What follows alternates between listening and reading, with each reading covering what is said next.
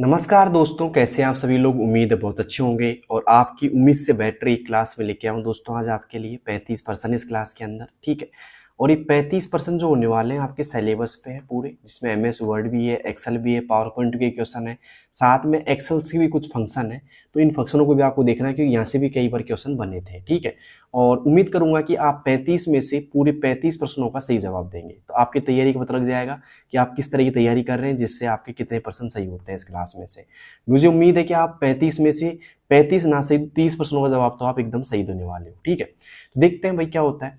तो एक्सेल में लेफ्ट जो फंक्शन है, यहाँ पे ध्यान रखना, फंक्शन जो हमेशा इक्वल से चालू होता है। लेफ्ट फंक्शन जो होता है, यहाँ पे लेफ्ट फंक्शन है और यहाँ पे कंप्यूटर है, फिर यहाँ पे 4 लिखा हुआ है। इसका आउटपुट क्या होगा? UTER होगा, PUTE होगा, COMP होगा या COMPT होगा। देखिए दोस्तों, यहाँ पे एक्सेल में फंक्शन है, क्या है दोस्तों, इसको फंक्शन बोलते हैं हम।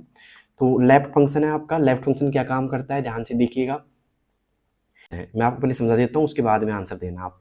एक तो होता है लेफ्ट का फंक्शन, एक होता है राइट का फंक्शन।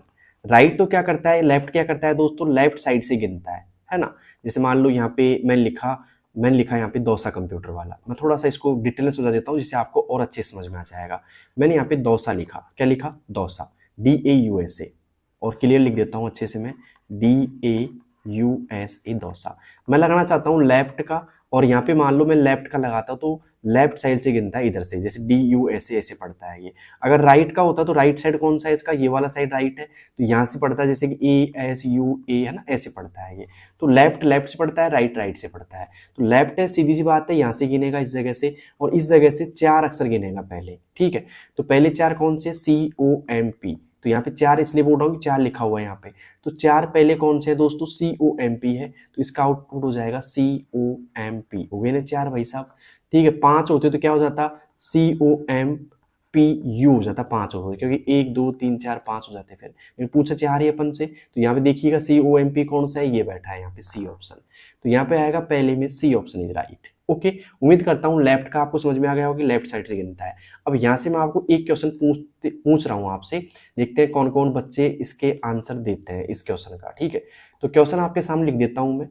जैसे क्वेश्चन आपके पास में ये लिखा हुआ है क्वेश्चन, और यहाँ पे आ गया इक्वल लेफ्ट, ब्रैकेट चालू कर दिया, और मैंने यहाँ पे दे दिया जैसे कि DAUSA, थोड़ा सा इन्वर्टेड कॉमा में आएगा क्योंकि टेक्स्ट है, DAUSA डोसा, फिर स्पेस नहीं है, COMPUTER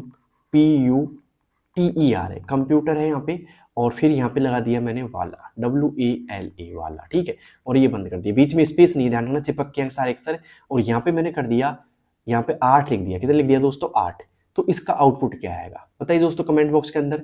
मैं यहाँ पे ऑप्शन नहीं लिख रहा आपके लिए, डायरेक्टली पढ़िएगा इसको आराम से और बताइए क्या आउटपुट होगा। तो यहाँ पे भाई साहब लेफ्ट क्या करेगा, लेफ्ट साइड से अक्षर गिनना स्टार्ट कर देगा। ठीक है, लेफ्ट साइड के यहाँ पे 8 अक्षर लेगा ये। पहला D है, दूसरा, तीसरा, चौथा S हो गया, 5वां, छठा, 7वां, 8वां। तो यह आएगा देखो D है ना, AUSA है ना, 1 2 3 4 5 तो आ गया। फिर यहाँ पे आएगा CO और M, तो यहाँ पे आएगा डोसा COM। तो यहाँ पे ये आउटपुट आ जाएगा इसका, क्यों, क्योंकि लेफ्ट साइड से गिन रहा है यहाँ से। ठीक है, अगर यहाँ पे राइट लिखा होता है फिर यहाँ पे 8 होता तो फिर यहाँ से गिनता है ये, तो 1 2 3 4 5 6 7 8 ऐसे गिनता फिर ये। तो चलते चलते एक क्वेश्चन मैं आपको दे देता हूँ, कमेंट बॉक्स में देना सभी उसका आंसर, इसका मैंने दे दिया। अगर मान लो होता है यहाँ पे इक्वल लेफ्ट, ठीक है, LEFT लेफ्ट, ब्रैकेट चालू होता है यहाँ पे, LEFT लिख दिया मैंने, सही है, ब्रैकेट चालू होता, इन्वर्टेड कोमा लगाते हैं यहाँ पे, और मैं लिख देता है यहाँ पे जैसे कि TEXT, टेक्स्ट लिख देता मैं, और यहाँ से इसको बंद कर देता है ऐसे, मैं लिख देता है यहाँ पे टीन। तो बताइए दोस्तों यहाँ पे क्या आउटपुट आएगा। ठीक है, यहाँ पे 4 ऑप्शन दे देता हूँ मैं। पहला दे दिया मैंने आपको TET, दूसरा दे दिया मैंने यहाँ पे B में दे दिया मैंने TEX, और C में दे दिया दोस्तों मैंने आपको EXT, या हो जाता दोस्तों D में NONE, मतलब कुछ भी नहीं। बताइए दोस्तों क्या होगा आपका सही जवाब इसमें। तो मैंने बताया आपको लेफ्ट का फॉर्मूला, तो आप दे दोगे इसका आंसर, मुझे उम्मीद है आपको समझ में आ गया होगा अच्छे से। ठीक है, अब चलते दोस्तों आज के दूसरे प्रश्न की ओर, इसका आंसर आपको मिल ही गया। ठीक है, दूसरा प्रश्न क्या पूछ रहा है आपसे, देखिए, एक्सेल में यदि कोई यूजर सम A1 से A5 और एवरेज A1 से A5 दोनों फॉर्मूला का उपयोग करता है, तो दोनों का मुख्य अंतर क्या है, मतलब दोनों का उपयोग, मतलब एक तरीके से मुख्य अंतर क्या है दोनों के अंदर। तो सीधी सी बात है, मैं लिख देता हूँ यहाँ पे, जो सम का फंक्शन होता है ना भाई साहब, ये तो आता है जोड़ने के लिए काम आता है। किसके आता है दोस्तों, जोड़ने के लिए आता है। और जो यहाँ पे एवरेज का आता है ना भाई साहब, वो आता है औसत निकालने के लिए। किसके लिए दोस्तों, औसत निकालता है। ठीक है, तो यहाँ पे आएगा दोनों सेम है, बिल्कुल भी नहीं है दोनों सेम, तो सम टोटल देता है और एवरेज औसत देता है। यहाँ पे आएगा बी ऑप्शन इज राइट। ठीक है, तो उम्मीद करता हूं आप समझ गए होंगे कि एक्सेल में सम का जो फंक्शन होता है जोड़ने के लिए काम आता है, एवरेज का जो फंक्शन होता है दोस्तों औसत निकालने के लिए काम आता है। तो B option is right. Okay, अब चलते हैं दोस्तों आज के तीसरे प्रश्न की ओर। तीसरा प्रश्न है दोस्तों, सामने आपको मिल गया, पावर पॉइंट का प्रश्न है। अब आपको क्या करना है, 1 मिनट, क्वेश्चन सॉल्व करने से पहले इस क्लास को उन बच्चों के पास शेयर करनी है जिनकी RSCIT के एग्जाम है, जिससे इस क्लास का बेनिफिट सभी बच्चों को मिले। ठीक है, और आप भी सब्सक्राइब कर लो, क्योंकि सारे अपडेट आपको तभी मिल पाएंगे जब चैनल सब्सक्राइब होगा। ठीक है, अब पावर पॉइंट की बात की जाए तो पावर पॉइंट में स्लाइड ट्रांजिशन और एनिमेशन दोनों का उपयोग किया जाता है। तो इसमें इनमें मुख्य अंतर क्या है, पावर पॉइंट में स्लाइड ट्रांजिशन और एनिमेशन दोनों का उपयोग किया जाता है, तो इनका मुख्य उपयोग क्या है। देखिए दोस्तों, इस क्वेश्चन को बार बार लेके आता हूँ, रिपीटेड क्वेश्चन मान सकते हो, क्योंकि इंपॉर्टेंट ऐसा प्रश्न बन जाता है एग्जाम के अंदर। तो दोस्तों स्लाइड ट्रांजिशन और एनिमेशन, यहाँ पे ऑप्शन पढ़ लेता हूँ पहले। ट्रांजिशन स्लाइड के बीच में होता है, एनिमेशन स्लाइड के अंदर होता है, दोनों सेम है। एनिमेशन स्लाइड को चेंज करता है, ट्रांजिशन ऑब्जेक्ट मूव करता है। देखिए दोस्तों, आपके पास में एक स्लाइड है ये, और स्लाइड के अंदर कुछ ऑब्जेक्ट रखे हुए हैं, जैसे कि मान लो ये चिन्ह मैंने लगा दिया ऐसे, ये बॉय का लगा दिया ऑब्जेक्ट ऐसे, है ना। अगर मान लो आपको इन ऑब्जेक्ट वगैरह को मूव करना है, इनको रनिंग करना है, चलाना है, तो उसके लिए तो आपको करना पड़ेगा एनिमेशन। क्या करना पड़ेगा दोस्तों, एनिमेशन करना पड़ता है। ठीक है, लेकिन अगर मान लो आपको इस स्लाइड से इस स्लाइड में जाना है, मतलब इससे आपको इसमें जाना है, तो जो बीच में इफेक्ट आपको दिखाई देता है ना, उसको हम बोलते हैं दोस्तों ट्रांजिशन बोलते हैं। क्या बोलते हैं दोस्तों, ट्रांजिशन बोलते हैं। तो सीधी सी बात है, ट्रांजिशन दो स्लाइड के बीच में होता है और एनिमेशन स्लाइड के अंदर होता है। तो ए ऑप्शन इज राइट। उम्मीद करूंगा आप समझ गए होंगे तीसरा प्रश्न भी। अब चलते हैं दोस्तों आज के चौथे प्रश्न की ओर। चौथा प्रश्न है दोस्तों, ध्यान से देखिएगा। ओके, चौथा प्रश्न आपसे पूछ रहा है कि MS वर्ड में कंट्रोल शिफ्ट और यहाँ पे आ रहा है कि ग्रेटर देन का उपयोग करने का क्या, मतलब उपयोग करने पर क्या होता है। ठीक है, तो अगर मान लो, ध्यान देना, मैं आपको लिख देता हूँ साफ साफ, कंट्रोल आपको दिखे प्लस शिफ्ट दिखता है और साथ में आपको यहाँ पे ऐसा सिंबल नजर आता है, तो इसका मतलब सीधा सा होता है दोस्तों, पहले तो आप बताओ मुझे, मैं बताऊंगा फिर आपको। फॉन्ट साइज घटाता है, बोल्ड होता है, इटैलिक होता है, या फॉन्ट साइज बढ़ाता है। ठीक है दोस्तों, बोल्ड तो होता है कंट्रोल बी से, ये तो आपको सभी को पता होगा, कंट्रोल बी से बोल्ड होता है, इटैलिक होता है कंट्रोल आई से। अब यहाँ पे दो ऑप्शन बचे हैं, फॉन्ट साइज घटता है या फॉन्ट साइज बढ़ता है। तो अगर मान लो ये चिन्ह आता है आपके सामने, तो इससे फॉन्ट साइज बढ़ता है। क्या करता है दोस्तों, फॉन्ट बढ़ता है, बढ़ना। ओके, लेकिन कंट्रोल, ठीक है, प्लस शिफ्ट, ओके, और शिफ्ट के साथ में आपके ये चिन्ह नजर आता है यहाँ पे, ये वाला ऐसे। ठीक है, तो इससे क्या होता है दोस्तों, फॉन्ट साइज घटता है, घटता है। क्लियर यहाँ तक का। MS वर्ड में एक बार यूज करके देखना। अगर मान लो आपके सामने ऐसा चिन्ह आ रहा है सामने, तो इससे बढ़ेगा, और ऐसा चिन्ह दिखाई दे रहा है तो घटेगा। तो सीधी सी बात है, पूछ क्या रहा है ये वाला चिन्ह, तो इससे क्या होगा दोस्तों, फॉन्ट साइज बढ़ता है। तो यहाँ पे आएगा दोस्तों डी ऑप्शन इज राइट। उम्मीद करूंगा आप सभी बच्चों का यहाँ पे डी ऑप्शन कर दिया होगा, और इसमें क्या होगा दोस्तों, फॉन्ट साइज बढ़ता है। क्लियर यहाँ तक का। ओके, अब चलते हैं दोस्तों आज के पांचवें प्रश्न की ओर। पांचवा है कि एक्सेल में इफ A1 बड़ा है या बराबर है 40 के तो पास आ जाएगा, नहीं तो फेल आ जाएगा। फॉर्मूला में यदि A1 39 है तो क्या होगा। देखिए दोस्तों, यहाँ पे साफ लॉजिक दे रखा है कि A1 बड़ा है बराबर है 40 के। अगर बड़ा है बराबर 40 के तो ट्रू में क्या आंसर आएगा दोस्तों, पास हो जाएगा। अगर बड़ा नहीं है, अगर बड़ा नहीं है तो फिर आंसर क्या आएगा, छोड़ करके इनको फेल हो जाएगा। तो बड़ा है तो क्या आएगा, पास, नहीं है तो क्या आएगा, फेल। तो यदि A1 39 है तो भाई A1 जब 39 है ना, तो ये ना तो बड़ा है ना बराबर है किसके, 40 के, तो ये नहीं है ना, नहीं है बड़ा बराबर, तो नहीं है तो क्या आएगा, फेल आएगा, सीधी सी बात है। तो यहाँ पे क्या आउटपुट आएगा दोस्तों, आपके फेल आएगा। उम्मीद करता हूँ समझ में आ गया होगा आपको। ऐसा प्रश्न बार बार पूछ लिया जाता है आपसे RSCIT की एग्जाम में भी। ठीक है, तो ट्रू और फॉल्स के होते हैं। अगर आपने एक्सेल पढ़ रखा होगा, प्रैक्टिकली यूज कर रखा होगा, तो इस सवाल का मतलब एक तरीके से सवाल को गलत नहीं करके आओगे आप। ठीक है, तो उम्मीद करता हूँ पांचवा आपको समझ में भी आ गया होगा और अच्छे से आपने कर भी लिया होगा इसको। ठीक है, तो अब चलते हैं दोस्तों आज के अगले प्रश्न की ओर। अगला प्रश्न है दोस्तों, छठा प्रश्न हमारे सामने कि एक्सेल में सेल रेफरेंस, यहाँ पे डॉलर सिंबल ए और डॉलर सिंबल 1 किस प्रकार का रेफरेंस है और इसका क्या अर्थ है, रिलेटिव, एब्सोल्यूट, मिक्स या फिर बात करें इनवैलिड। बताइए दोस्तों क्या होगा इसका आउटपुट।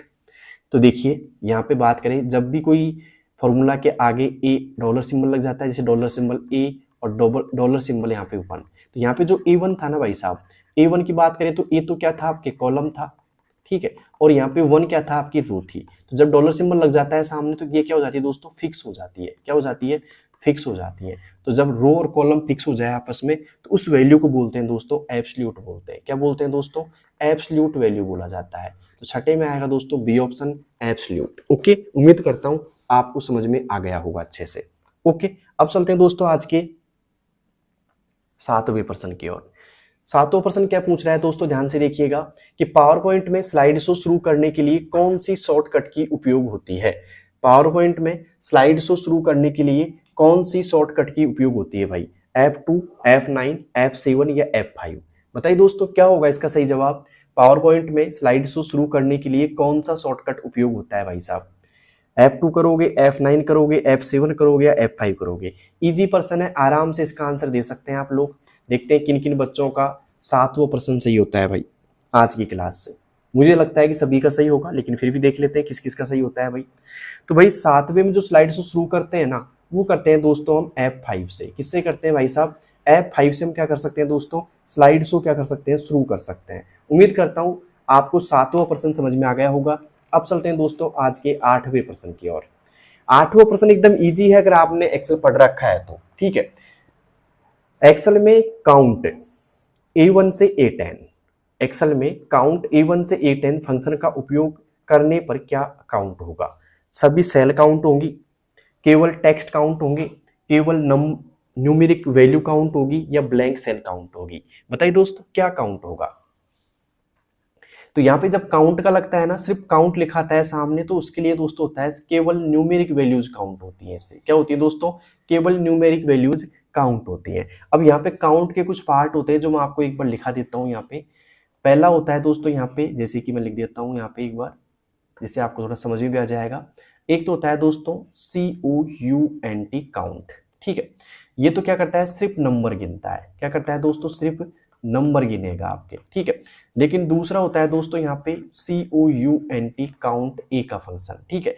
और ये क्या करेगा दोस्तों, और एक होता है दोस्तों तीसरे नंबर पर COUNT काउंट और BLANK ब्लैंक।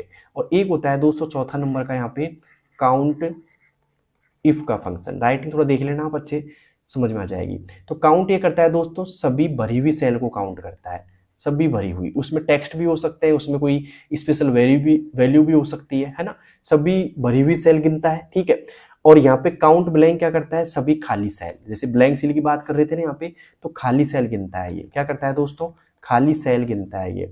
और काउंट इफ की बात की जाए तो ये क्या करता है दोस्तों, शर्तों के आधार पर गिनता है, शर्तों के आधार पर गिनता है, आधार पर गिनता है, ठीक है। तो शर्तों के आधार पे कौन गिनता है दोस्तों, काउंट इफ गिनता है।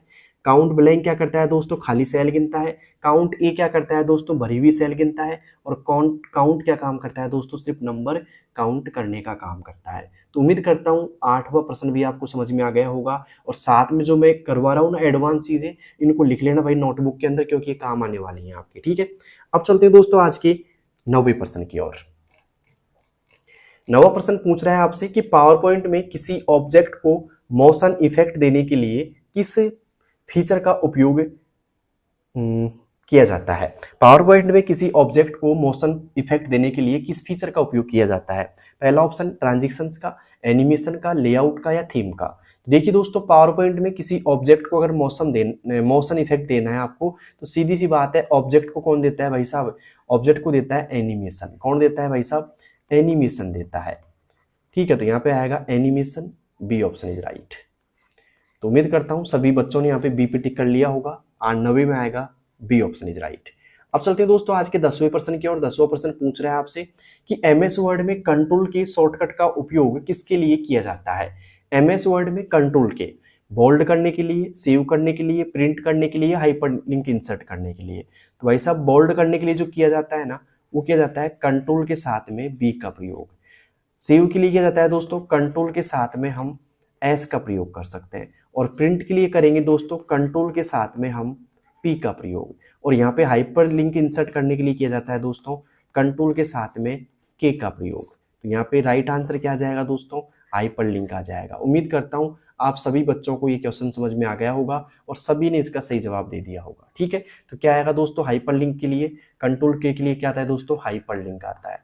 किसके लिए आता है दोस्तों, हाइपर लिंक के लिए आता है कंट्रोल के। ओके, अब चलते हैं दोस्तों आज के 11वें प्रश्न की ओर। लेकिन मुझे बताइए 10 में से 10 किसके सही हो चुके हैं, किन किन बच्चों के 10 में से 10 सही हो चुके हैं भाई। उम्मीद ये करूंगा कि आज की जो 35 प्रश्नों की क्लास है ना, उसमें से आपके पूरे 35% एकदम सही होने चाहिए। ठीक है, तब तो मजा है तैयारी करने का। ठीक है, अगर आपके 35 में से 25 से कम क्वेश्चन सही हुए तो मैं आपसे बात बोलना चाहूंगा, मैंने जो ये प्लेलिस्ट बना रखी है ना, मैं लिख देता हूँ यहाँ पे थोड़ा सा।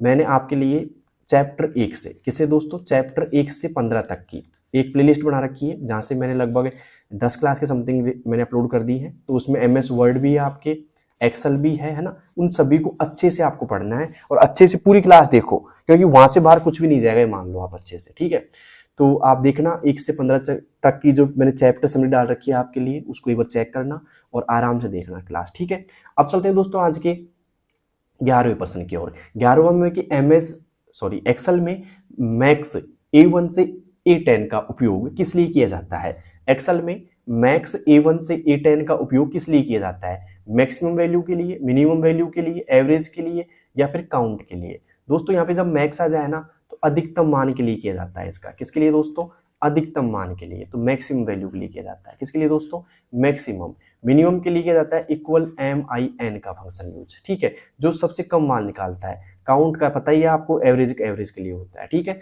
तो उम्मीद करता हूं समझ में आ गया होगा। अब यहाँ पे सवाल ऐसे बन जाता है कई बार, जैसे मान लो सवाल दे दिया इक्वल MAX और यहाँ पे ब्रैकेट चालू कर दिया, मैंने दे दिया 5, 6, 9 और यहाँ पे दे दिया मैंने 8। ठीक है, तो बताओ क्या आउटपुट आएगा। ए ऑप्शन दे दिया आपको 9, बी में दे दिया दोस्तों 8 है ना, सी में दे दिया दोस्तों यहाँ पे 5 और डी में दे दिया 6। बताओ क्या आउटपुट आएगा यहाँ पे।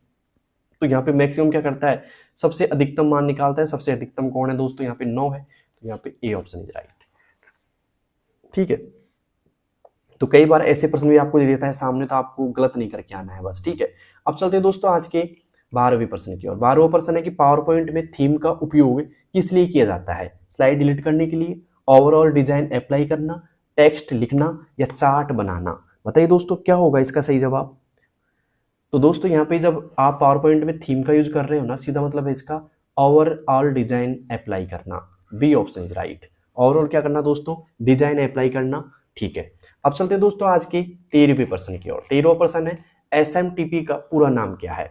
SMTP का पूरा नाम क्या है, simple mail transfer protocol, secure mail transfer protocol, system mail transfer process, या इनमें से कोई नहीं। तो SMTP क्या काम आता है पहले देख लीजिएगा। ईमेल भेजने के लिए काम आता है दोस्तों। ईमेल भेजने का प्रोटोकॉल है, एक भेजने का प्रोटोकॉल है। ठीक है, ओके, तो SMTP क्या है दोस्तों, ईमेल भेजने का प्रोटोकॉल है, और इसका फुल नेम होता है दोस्तों सिंपल मेल ट्रांसफर प्रोटोकॉल। क्या होता है दोस्तों, सिंपल मेल ट्रांसफर प्रोटोकॉल इसका पूरा नाम होता है। ठीक है, तो पता लग गया दोस्तों क्या काम आता है, मेल भेजने का प्रोटोकॉल होता है। SMTP इसका नाम है, तो मतलब सिंपल मेल ट्रांसफर प्रोटोकॉल। ठीक है, ऐसे प्रश्न भी आ जाते हैं एग्जाम में। अब चलते हैं दोस्तों आज के अगले प्रश्न की, और अगला प्रश्न है बायोस का पूरा नाम क्या है। बायोस का पूरा नाम क्या होता है। तो बायोस का पूरा नाम होता है दोस्तों basic input output system. Basic input output system, A option is right. ठीक है, तो इस प्रश्न में कर लीजिएगा दोस्तों बेसिक इनपुट आउटपुट सिस्टम। ठीक है, और बेसिक ये क्या करता है दोस्तों, एक तरीके से बायोस कहाँ पे स्टोर होता है। कई बार सवाल पूछ लिया जाता है कि ये स्टोर कहाँ पे होता है, मतलब कहाँ पे पाया जाता है ये। तो स्टोर जो होता है ना भाई साहब, ये होता है मदरबोर्ड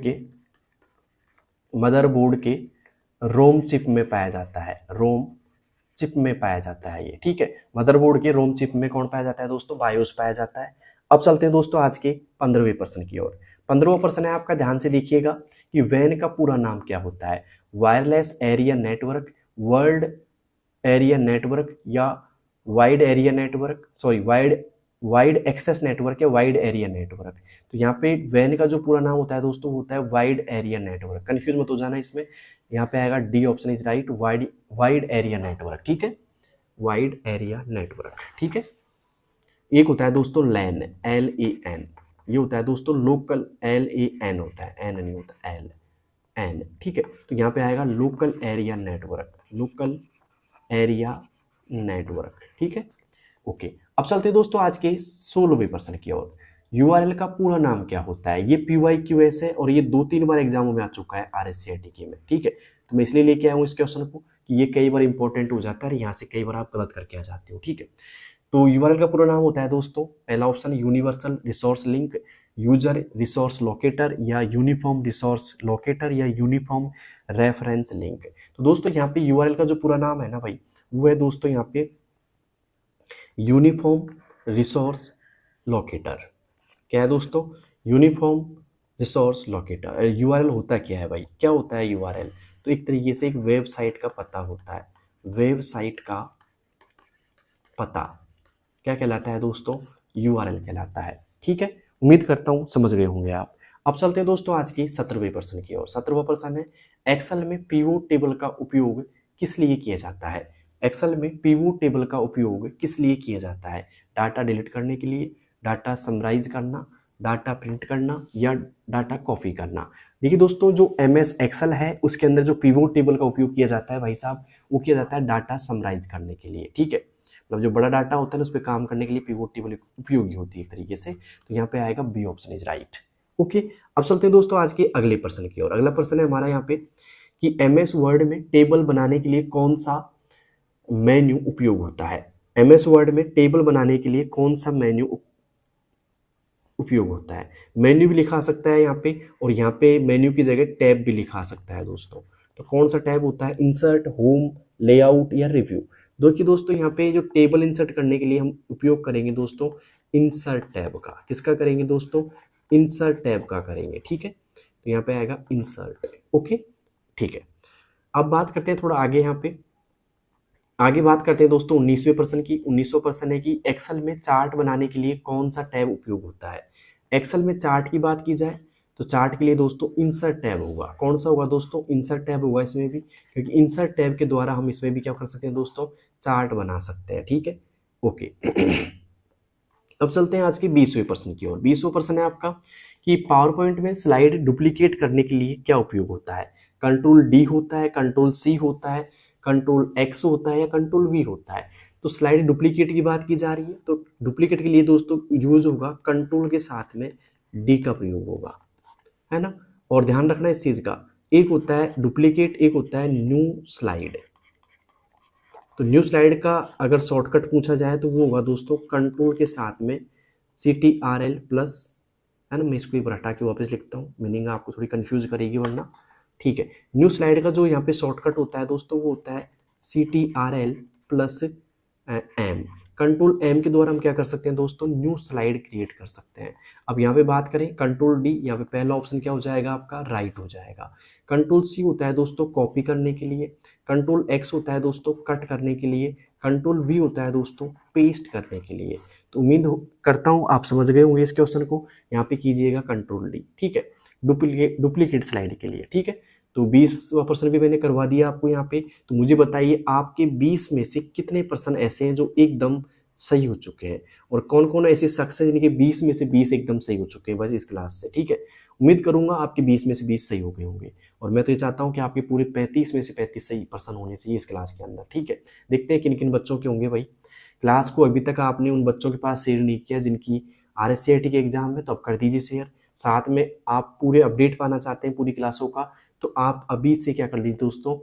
सब्सक्राइब कर लो। और वैसे मेरी क्लास डेली की डेली 6:15 बजे आएगी, शाम को 6:15 बजे आएगी दोस्तों, और सुबह 7:15 बजे आएगी दोस्तों।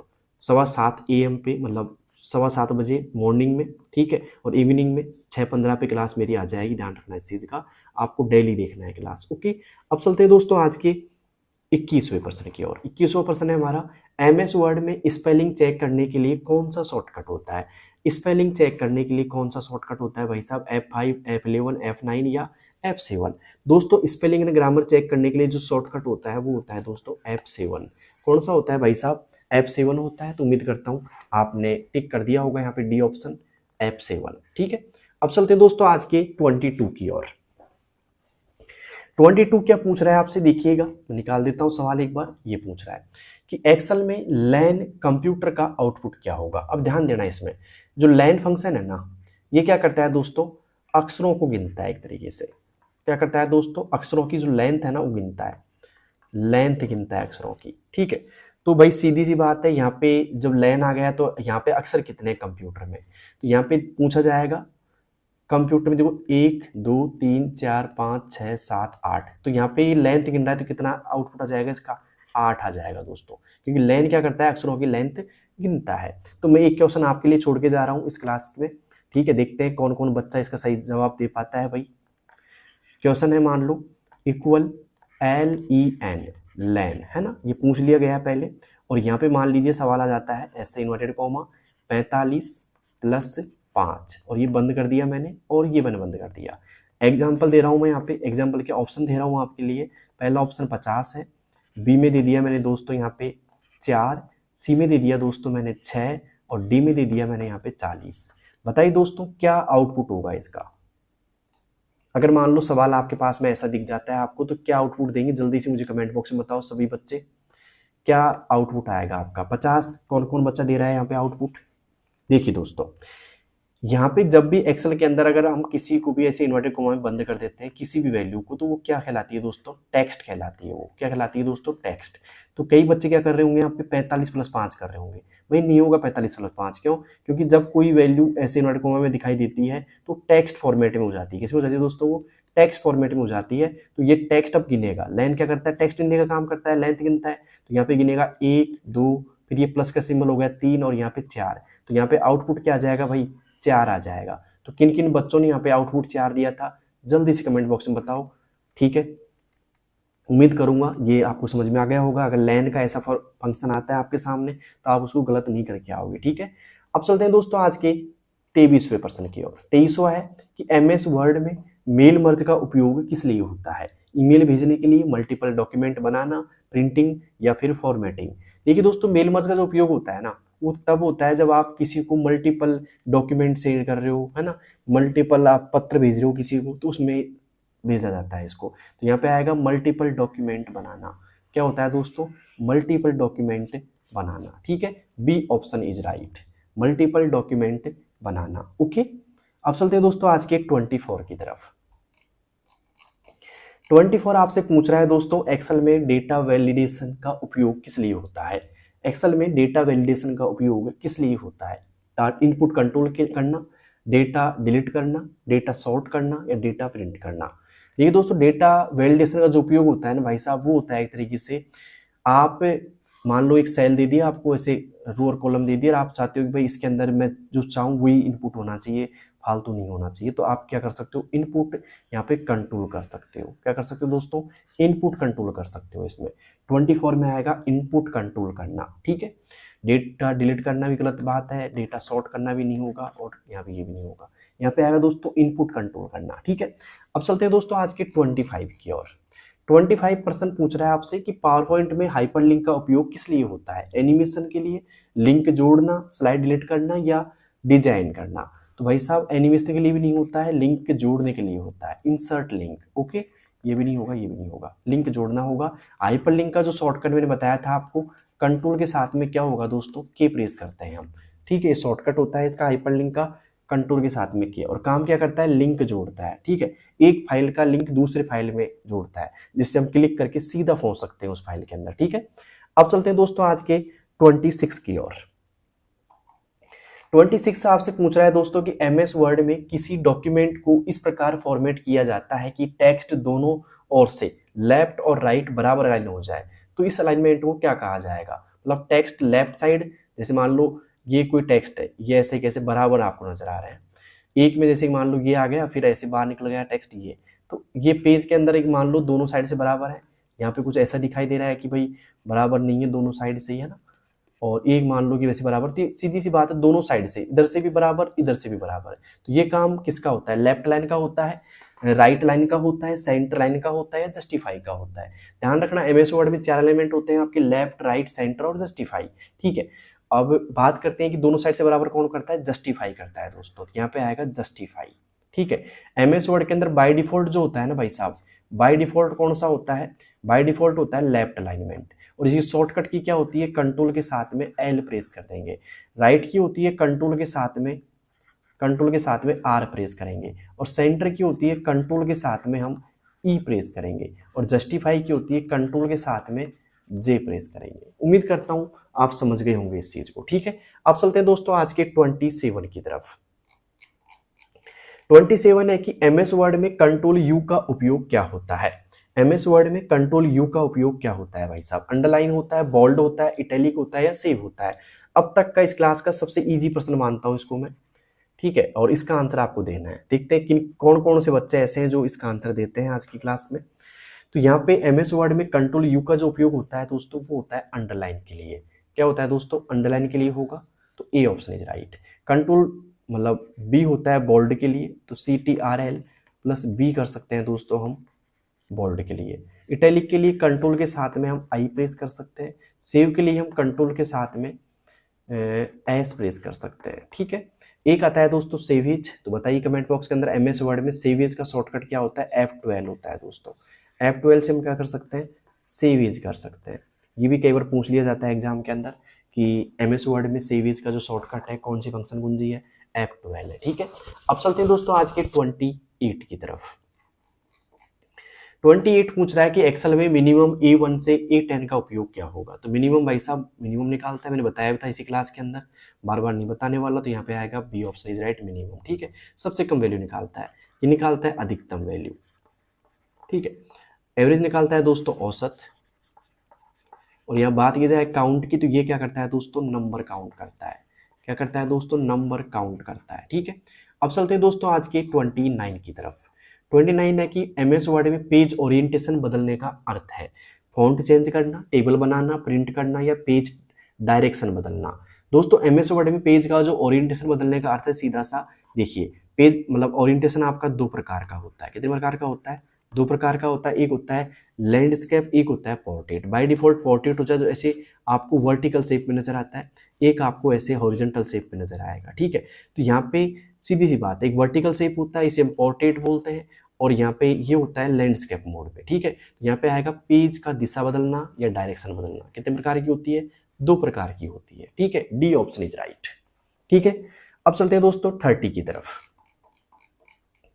30वां प्रश्न है कि एक्सेल में फ्रीज पेन का उपयोग किस लिए होता है। एक्सेल में फ्रीज पेन का उपयोग किस लिए होता है भाई, डेटा डिलीट करने के लिए, रो और कॉलम फिक्स करना होता है, या सॉर्ट करना होता है, या फिल्टर लगाना होता है।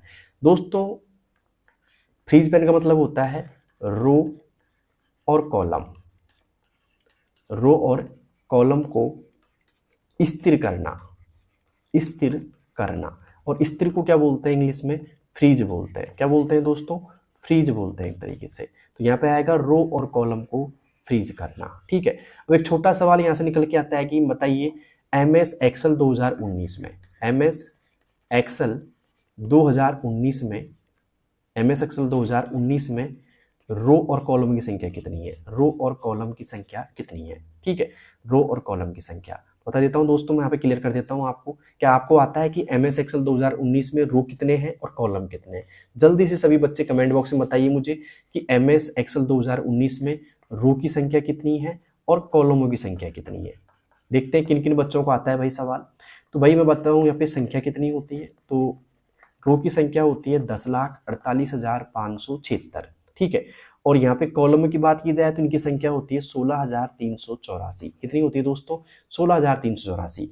ये जो रो चलती है ना, वो चलती है नंबर में, जैसे 1 2 3 4 5 से लेकर के 10,48,576 तक चलती हैं। और कॉलम की बात की जाए तो ये चलते हैं दोस्तों अक्षरों में, इसमें चलते हैं दोस्तों अक्षर में चलते हैं। और ये होते हैं दोस्तों ए से लेकर के अंतिम कॉलम का नाम होता है दोस्तों XFD। क्या होता है दोस्तों, अंतिम कॉलम का नाम XFD होता है। तो उम्मीद करता हूँ ये समझ में आ गया होगा आपको अच्छे से। और एक बात ध्यान रखना, जब रो और कॉलम का इंटरफेस होता है, जैसे ये कॉलम चल रहा है और यहाँ से रो आ गई, तो रो और कॉलम का इंटरफेस या बोले रो और कॉलम का जो विभाजन होता है ना, ये रो और कॉलम का जो विभाजन हो गया, इसको हम बोलेंगे दोस्तों सेल। क्या बोलते हैं दोस्तों, सेल। तो ये भी कई बार पूछ लिया जाता है कि रो और कॉलम का विभाजन क्या कहलाता है, या एक्सेल की सबसे छोटी इकाई। एक्सेल की क्या है दोस्तों, ये सबसे छोटी इकाई क्या होती है दोस्तों, सेल होती है, सबसे छोटी इकाई।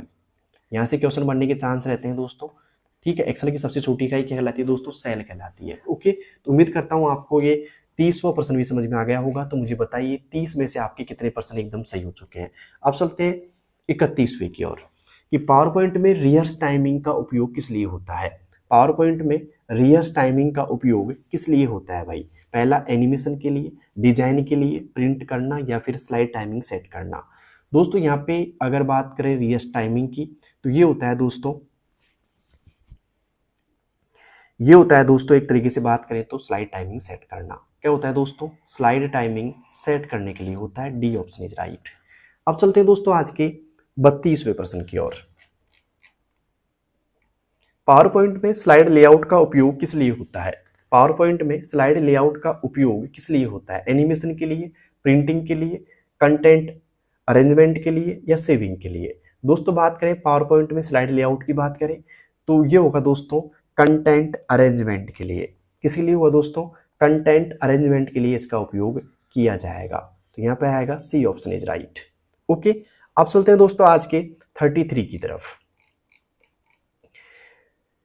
एक यूजर एमएस एक्सेल में डेटा एंटर करता है और वह चाहता है कि टेक्स्ट अपने आप सेल की वृत्त के अनुसार नीचे लाइन में चला जाए, जिससे इसके लिए कौन सा ऑप्शन उपयोग करेंगे। अगर आपने एक्सेल में काम किया होगा तो आपको इस चीज का पता होगा कि आप चाहते हो कि वृत्त के अनुसार ऑटोमेटिक आगे नहीं बढ़े, वो नीचे चले जाए एक तरीके से। तो देखो, मर्ज सेल नहीं होगा, ऑटो फिट नहीं होगा दोस्तों, अलाइनमेंट भी नहीं होगा, ये होगा दोस्तों रैप टेक्स्ट के द्वारा।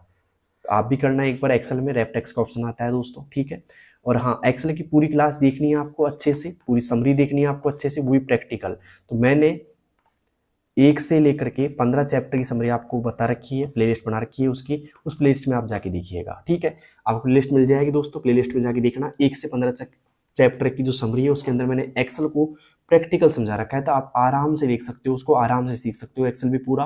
और साथ साथ में अगर उसको देख लेते हो आप उस क्लास को पूरी को, तो एक भी % एक्सेल का गलत नहीं करके आओगे आप, ठीक है। अब चलते हैं दोस्तों आज के 34 की तरफ। 34 है, यदि कोई यूजर इंटरनेट ब्राउजिंग के दौरान फेक वेबसाइट पर लॉगिन डिटेल डाल देता है तो ये किस प्रकार का साइबर अटैक है। फिशिंग, हैकिंग, स्पैमिंग, या फिर ट्रैकिंग। तो देखिए दोस्तों, जब आप किसी को अपनी फर्जी एक तरीके से कोई ऐसा ही है लिंक जिसके अंतर्गत आप अपनी डिटेल डाल देते हो, तो इस प्रक्रिया को कहा जाएगा दोस्तों फिशिंग अटैक। क्या कहते हैं दोस्तों, फिशिंग। ऐसी लिंक जिसपे हम अपनी संवेदनशील जानकारी जैसे पासवर्ड हो गया, बैंक की जानकारी हो गई, ये डाल देते हैं तो उसको हम फिशिंग अटैक के अंतर्गत माना जाता है, ठीक है। तो यहाँ पे आएगा फिशिंग। ओके, उम्मीद करता हूँ 34 आपको समझ में आ गया होगा। अब चलते हैं आज के अंतिम क्वेश्चन की ओर। आज का अंतिम क्वेश्चन है दोस्तों, एक कंप्यूटर में इनपुट, प्रोसेसिंग और आउटपुट के क्रम को क्या कहा जाता है। एक कंप्यूटर में इनपुट, प्रोसेसिंग और आउटपुट के क्रम को क्या कहा जाता है। आईपीओ कहा जाता है, सीपीयू साइकिल कहा जाएगा, डेटा साइकिल कहा जाएगा, या प्रोसेस साइकिल कहा जाएगा। जल्दी बताइए दोस्तों मुझे, एक कंप्यूटर में इनपुट, प्रोसेसिंग और आउटपुट के क्रम को क्या कहा जाता है। तो देखिए दोस्तों, यहाँ पे इसको कहा जाएगा देखो, इनपुट का ले लिया मैंने आई, प्रोसेसिंग का ले लिया मैंने पी, और ओ का ले लिया मैंने ओ। तो यहाँ पे हो जाएगा दोस्तों आईपीओ। क्या कहेगा दोस्तों, आईपीओ, मतलब इनपुट, प्रोसेसिंग, आउटपुट। तो ये आएगा दोस्तों, ए ऑप्शन इज राइट। तो उम्मीद करता हूँ आईपीओ साइकिल कहा जाएगा इसको। तो उम्मीद करता हूँ समझ में आ गया होगा आपको। तो क्लास कैसी लगी आपको इन 35 प्रश्नों की, किन किन बच्चों को इजी लगी, किन किन बच्चों को लगा कि हाँ दम है क्लास के अंदर, तो मुझे कमेंट बॉक्स में बताना। और आपके इन 35 प्रश्नों में से कितने % सही हो चुके हैं। क्या ऐसे कोई व्यक्ति हैं, मतलब बच्चे हैं जिनके 35 में से 35 सही हो चुके हैं, कमेंट बॉक्स में जरूर बताना मुझे। और एक बात और जाते जाते बता देता हूँ, मैं आपके लिए मैंने चैप्टर 1 से लेकर के 15 तक की चैप्टर समरी बनाने का प्लान किया है, तो आप जरूर देखिएगा। जिससे मैंने एमएस वर्ड और एक्सेल की क्लास डाल दी है दोस्तों, और ये पूरी प्रैक्टिकल क्लास है दोनों की दोनों। मैं उम्मीद ये करता हूँ कि अगर आपने दोनों देखे तो आप एक्सेल भी सीख जाओगे, वर्ड भी सीख जाओगे, और साथ साथ में इनके बनने वाले क्वेश्चन भी सीख जाओगे। पूरी संपूर्ण डिटेल के साथ में डालिए, तो एक बार जरूर देखना दोस्तों आप, ठीक है। तो मिलते हैं दोस्तों नेक्स्ट क्लास में, तब तक के लिए बेस्ट ऑफ लक। अपनी तैयारी को और बेटर करते रहिएगा, और चैप्टर समरी भी जरूर देख लेना आप मेरी, है ना। तो मिलते हैं अगली क्लास में, तब तक के लिए बेस्ट ऑफ लक। धन्यवाद, थैंक यू, बाय।